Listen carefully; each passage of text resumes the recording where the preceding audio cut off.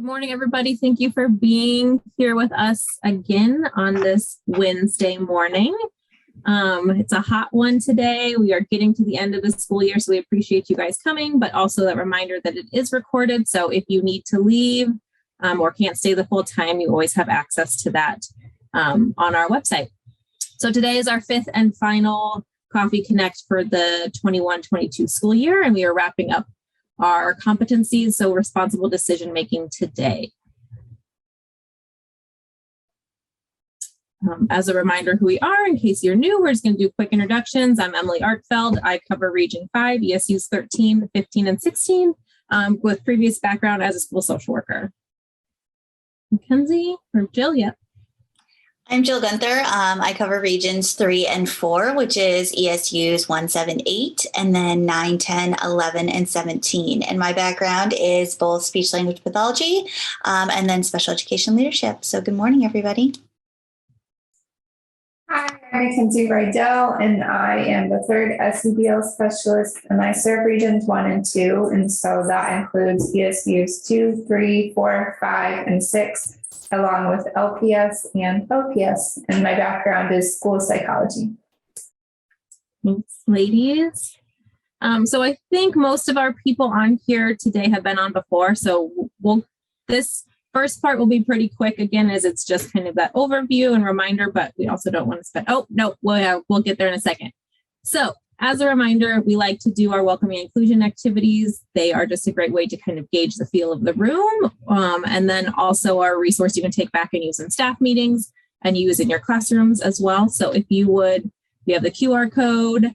If someone wants to drop the link in there for me. So menti.com, you can put the code in. Maybe a link, use the QR code, and then we'll give you a second to get that. And Mackenzie will jump over to see how people are feeling. And Jill so kindly put all of the pictures on the Menti today, so you don't have to remember which one you were. They'll all be there for you.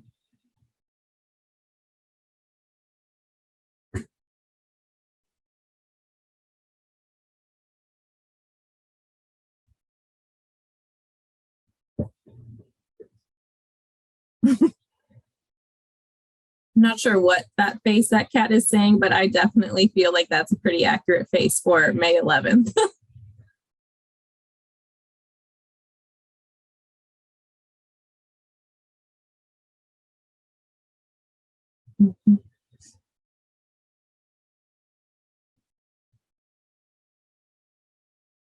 Okay. Give it another minute. I know some of you are probably doing some other things on the side, as educators can't only ever just do one thing. Thank you, Jill. Put the link to the slide deck in the chat.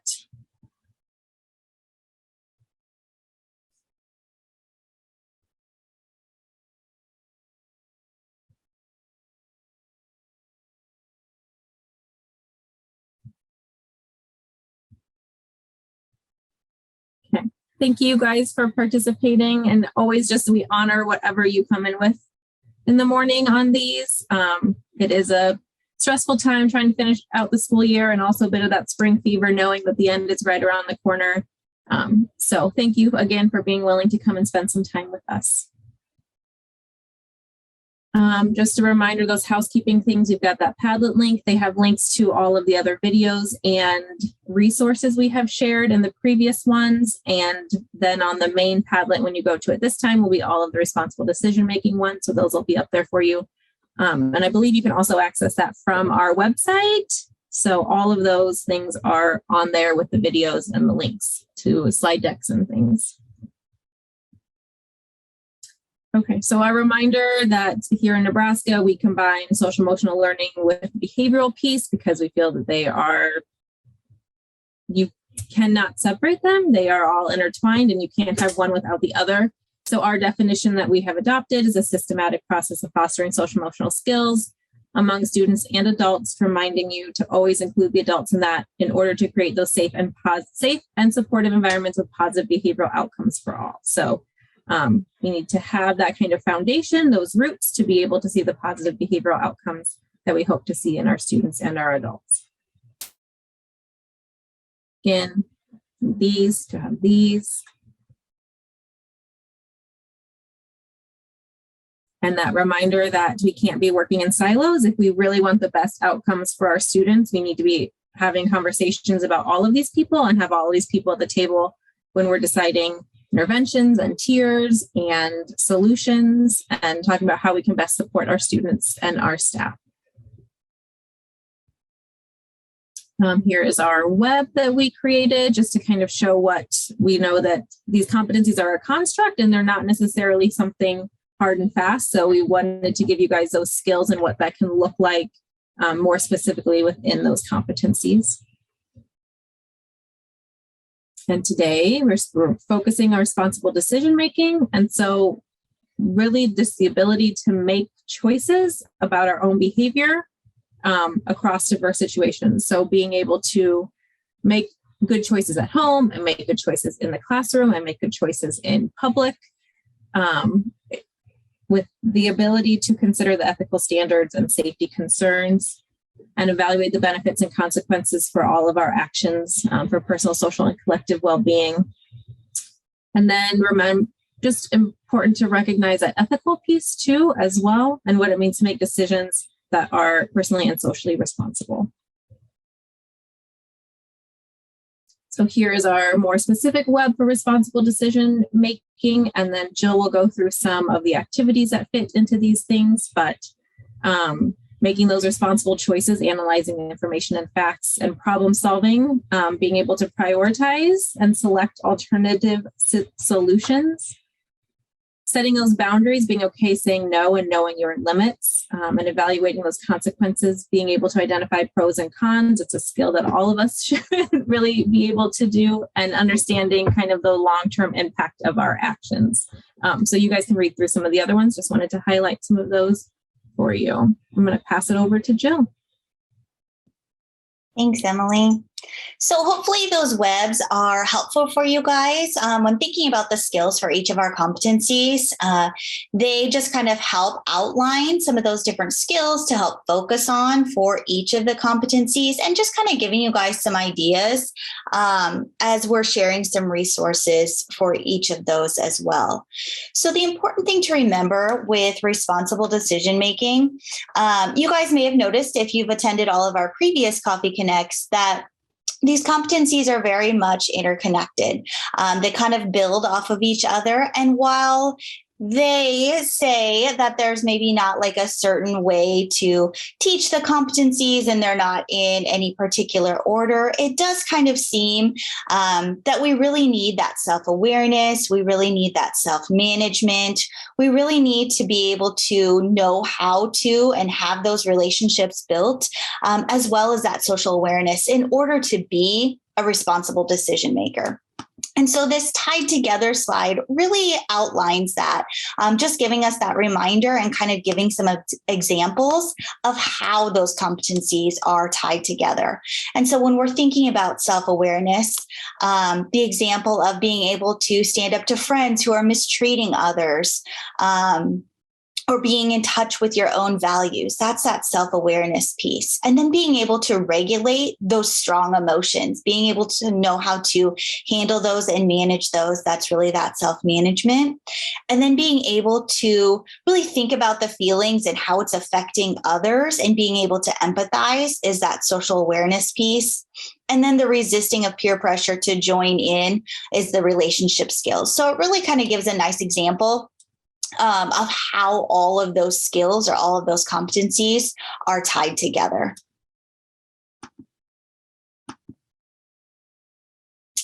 All right, so now just going into some of our different examples for some resources or some activities that you guys can take back and use with your students in the classroom, things that you can share with colleagues, maybe even use with adults. We always try to find some different activities that can be used with not only students, but also adults as well. And so this first one, who doesn't love a little kid president, right?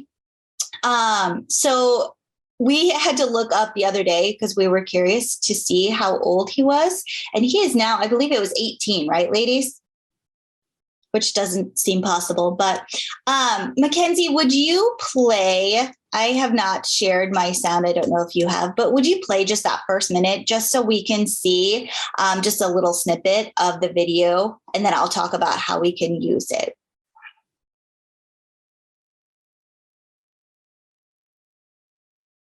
People, you know what time it is? Decision time.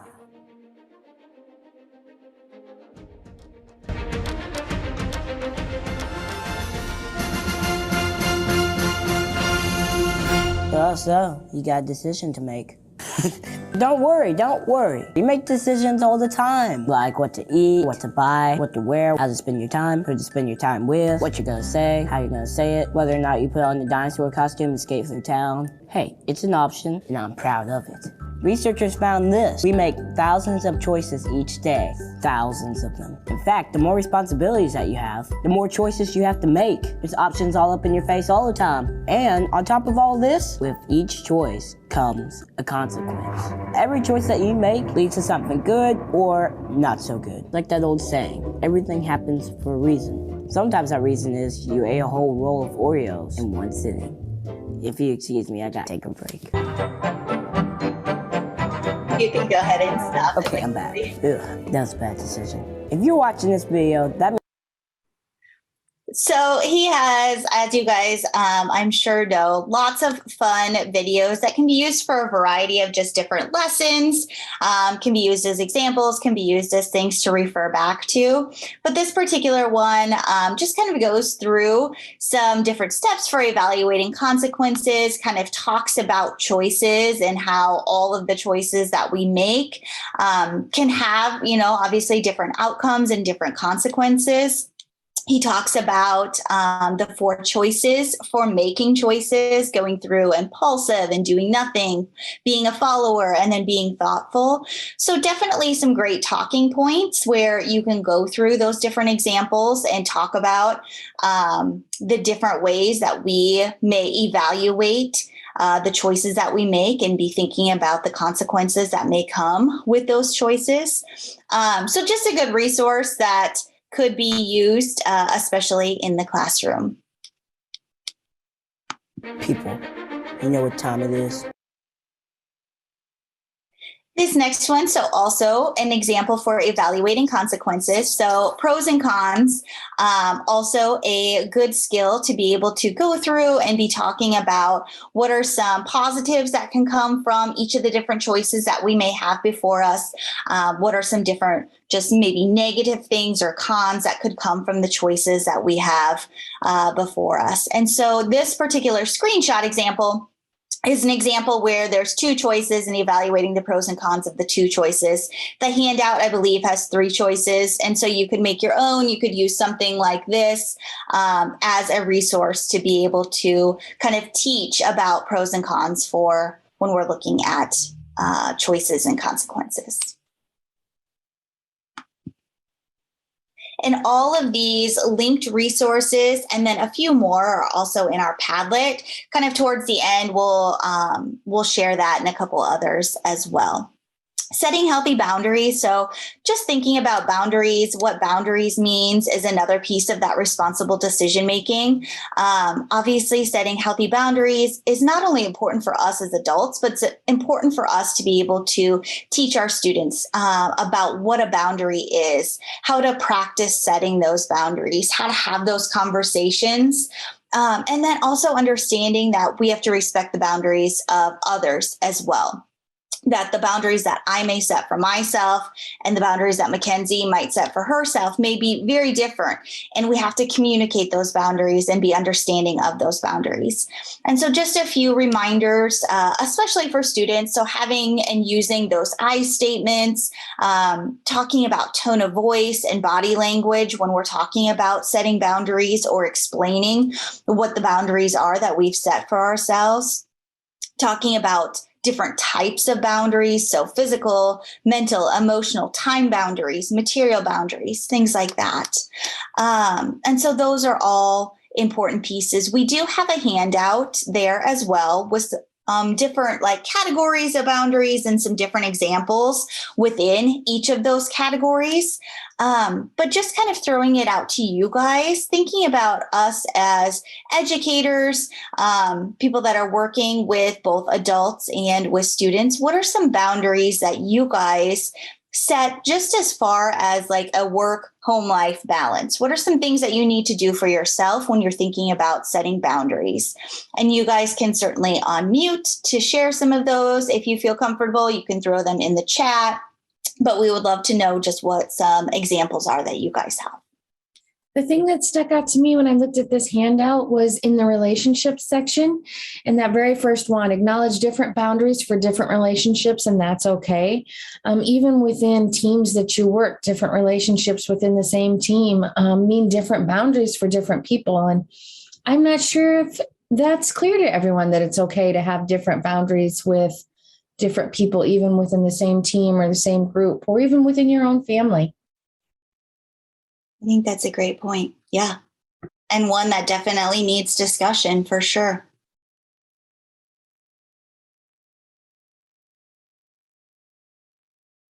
Anybody else feeling brave this morning? I think it's important to remember that boundaries can change. They're a little more elastic than sometimes we think. So just for example, I might feel more open in sharing with a person on one day than they are able to receive that sharing, and different than what they were the day before.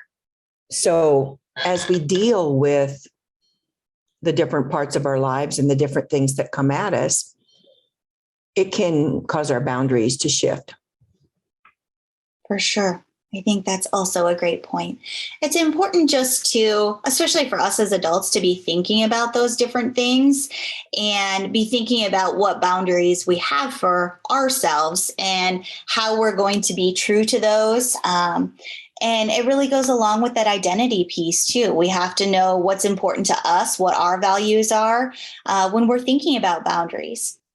Some great things in the chat as well. So thinking about work boundaries, so delayed send on emails, just being sure that we're kind of setting our own times for when we're maybe checking those emails, trying not to answer those emails during non-work hours.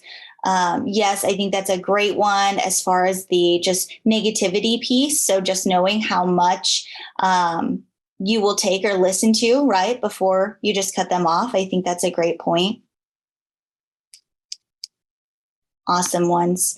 And so thinking about the handout that we have linked in the slide deck, that could certainly be something that you could use with adults in your building. So with coworkers, one way that we have used this is we have just kind of split them up into categories and just had groups of adults just kind of talk through each of those categories, talking about maybe ones that they would add, ones that maybe kind of stood out to them, what they mean, maybe how they set their own boundaries personally.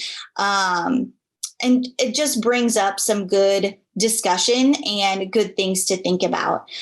For students, you guys could use some of them from the list here. You could have them just identify the categories, and maybe they're identifying different boundaries that could fit into each of those categories. But regardless, those conversations are an important piece, just for that responsible decision making. Thanks for pulling that up too, Mackenzie. All right, another example. So going along with boundaries, it's important to remember setting boundaries, it takes practice. We have to practice being able to communicate those boundaries. We have to practice identifying what our own boundaries are, like I mentioned. And sometimes it can feel awkward, especially at first. It can feel awkward communicating those boundaries. It can feel awkward having those conversations around around those boundaries. This is just another example of an activity that goes through some different, like one is a dating, a physical boundary discussion, one is a peer pressure one, and then one is around sibling arguments. So it just has some different scenarios and some different kind of conversation starters around those three topics that could be used within the classroom when you're talking about boundaries. This next one, so getting into some problem solving.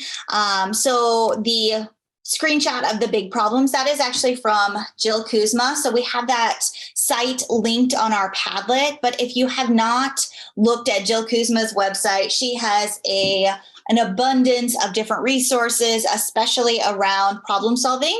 She is a speech language pathologist.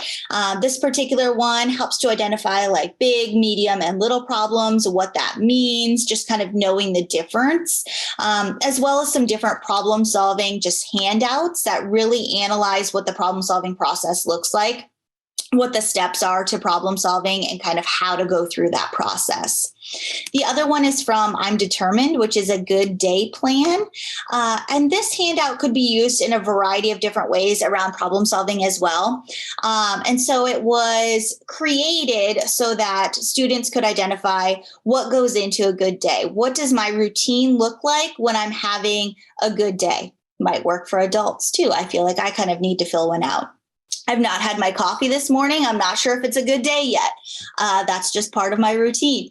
But this is just a great example so you can think about who is around or who can help me to have a good day.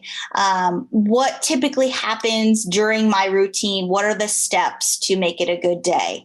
And then I think I mentioned the who can help me. So could be used that way. It could also be used as something that students fill out and maybe refer back to when something happens that turns it into not such a good day. So they could refer back to it. Like, what do I need to do to get back on track?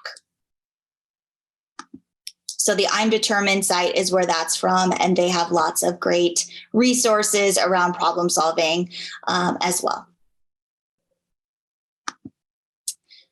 This one, so a little social story. We do have the link to the whole story, and then there are some other problem-solving resources, especially around early childhood or for our earlier elementary students. This is from, so our early childhood folks could probably even speak to this more, probably a resource that you guys use. But we have linked that in our Padlet. Lots of great, just different social stories and different problem solving stories that could be used. This is Suri the spider. Am I saying that right, Carrie? So great resources there as well. So from the NCPMI website. Responsible citizens. So really talking about what it means to make responsible choices and how we do that. So this is an activity where you're really talking about all of the different types of communities that you're involved in as a student. So in your classroom community, in your school community, in your city, in your state, all of the different communities that as students you're a part of, as adults you're a part of, and what it means to make responsible choices within each of those communities. And so brainstorming some of those responsibilities, having them list them out, being able to talk about what it means to have empathy and respect for other people within your community, being able to listen to others, showing that compassion and just understanding other perspectives. So talking about what that looks like in each of the different communities. And then the last activity that I have for you. So this is from Greater Good and Education site. And if you have not checked out that site, you're missing out. I would encourage you to go and explore it. So there are tons of different ways that you can filter different resources and activities from there. You can filter it by the length of time that you're looking for. You can filter it by the age or grade level that you're looking for, as well as the topic. And so this comes from there. Another just great example of some different reflective questions, some different ways that you can talk about strategies for making those responsible choices, making those healthy choices. And so that is linked there as well. And I will turn it over to Mackenzie. Thanks, Jill. So when we think about what responsible decision-making looks like for educators, it really, all of those resources could be applied to us too.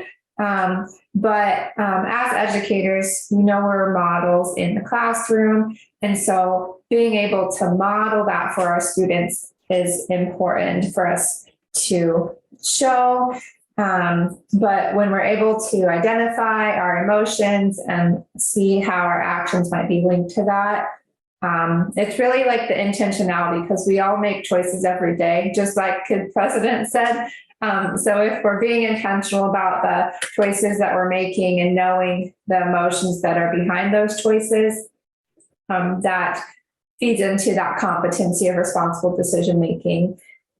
Being able to use solution-based thinking. I have a quote of the day on my desk, and today is talking about our problems is our greatest addiction. Break the habit and talk about your joys.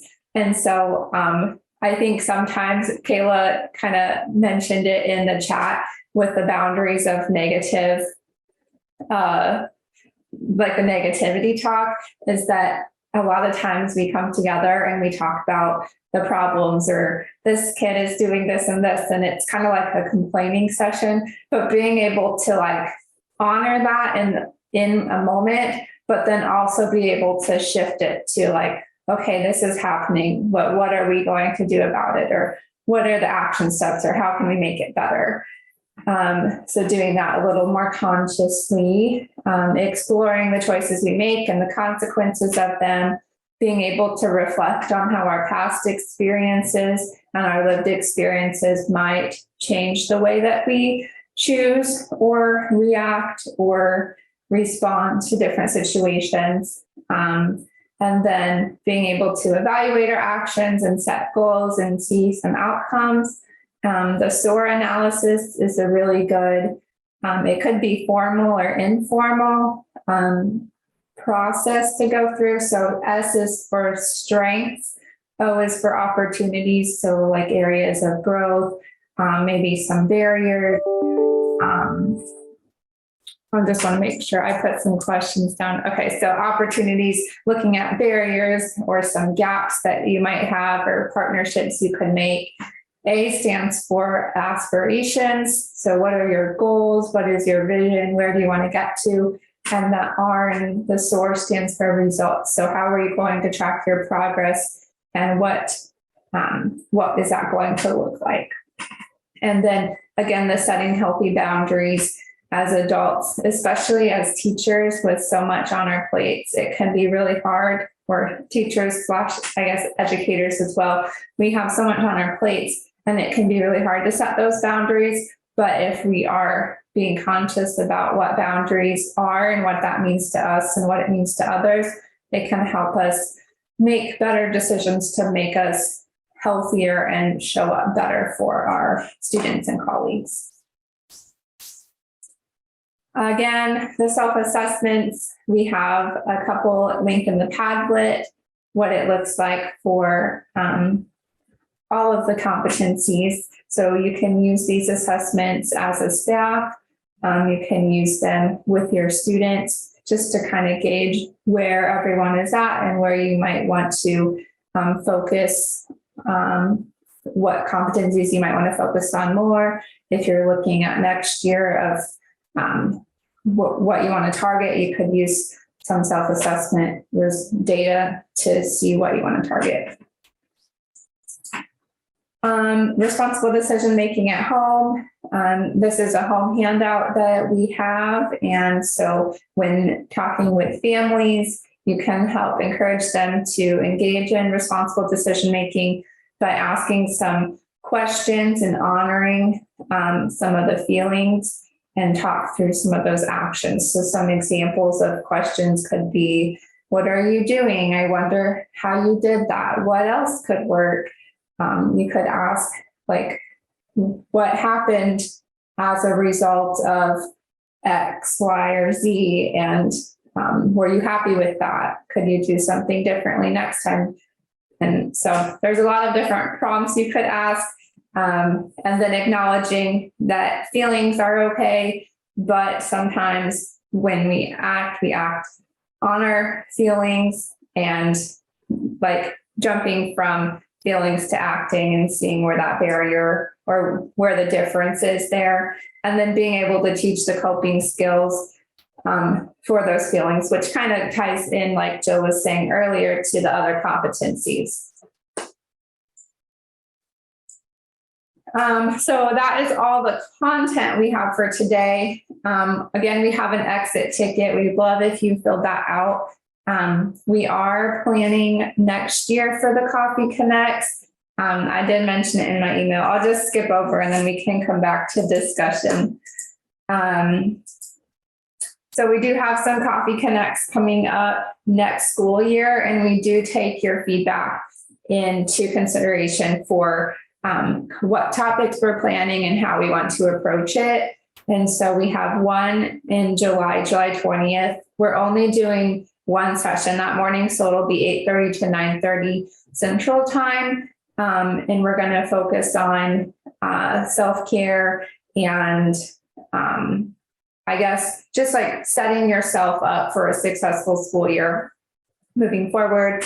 And then in the fall, we have the states again once a month, and there'll be the 2 sessions, and we'll send out registration in early August. But if you have any topics, there is a special question on the exit ticket today for you to fill out. Or you could put it in the chat or email us if you think of it at a different time. But we really want to continue giving content that is helpful for you, and we want it to be well worth your time. So fill the exit ticket out if you get a chance. And then I'll go through the Padlet as well.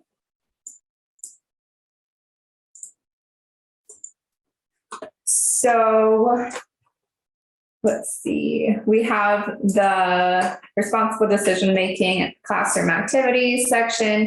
It has all of the resources that we went through today. There are a couple other ones on there. So there's a couple different problem-solving worksheets that weren't linked if you're looking for that. This one here, I wanted to target the Minnesota grade bands. So Nebraska doesn't have SEL standards. Some other states do. Minnesota, I would say, is a little further ahead in SEL work and compared to a lot of other states. They have some really good stuff. So this handout is specifically targeted for responsible decision-making, but they banded it by different grade levels. So it starts with kindergarten to 3rd grade, and then they have their benchmarks and some sample activities, and then how that relates to their standards. So obviously the standards wouldn't be the same as in Nebraska, but it does target like some of those benchmarks. So understanding that decisions have positive and negative effects on me and others. And then there's some different ideas that there's no like specific handouts for the activities, but they're explained in a way where you could probably take that and run. And then it relates it to some standards. I'm sure that some of the standards are relatable to Nebraska, I can imagine. So there's some good stuff in here, and there's multiple grade bands as well. And then in the resource section, like Jill mentioned, with early childhood, we add some other resources. So there's some problem solving steps, like a risk card that you can cut out and carry around with you as a teacher. They have multiple social stories. So the series Spider, and they also have another one. I can't remember what animal it is. The Surrey spider is the new one. It just got released most recently. And there's another one with a different animal. And then they have some at home so that we can be problem solvers at home. I think they also have, we can be problem solvers at school. So you can dive in there if you want to look for some early childhood resources. The NCP on my website is great. So with that, does anybody have any questions or anything they want to share about what they've been doing with SEL or any exciting plans coming up for the end of the year or next school year around SEBL? I'm glad to hear, Todd, that you enjoy these. Yes, we are just really excited that we were able to create a space for everybody to join. And we're hoping next year, since we went over the competencies, next year we're going to focus on some different things. So some ideas are linking it within like NeMTSS or PBIS or early childhood. We were thinking about diving into what it could look like for family partnerships or just some more specific topics, maybe talking about screening. So if there is something around SEBL that you want to learn more about, or if you're doing something really cool in a certain area, we are also thinking about doing some like school highlights where someone could share what they're doing and then people could listen in on that and ask questions and really get that collaboration. And so we're trying to plot different ways that we can engage people in meaningful discussions. So any ideas are welcome. And then we always link the responsible decision-making video. It's a relatively short video that explains what the competency is if you're looking for a short way to introduce it to your staff or your students. And then our NeMTSS Summit is coming up in October. It's going to be in Kearney, and the theme is creating coherence. So we are excited about that coming up 3 days in person. We have a training series that we offer, and it's specifically around SEBL and what that can look like implementing into your NeMTSS systems. And then we always like to end with an optimistic closure. And so what is one thing you're looking forward to this summer? Well, we really appreciate your time. We know that May is really busy. So hopefully these last few weeks wind down nicely, and hopefully you get to do your travels and relaxation. And we look forward to seeing you in July or next school year. And you can look for an email for those registrations. So thank you all for coming, and good luck tying up your school year.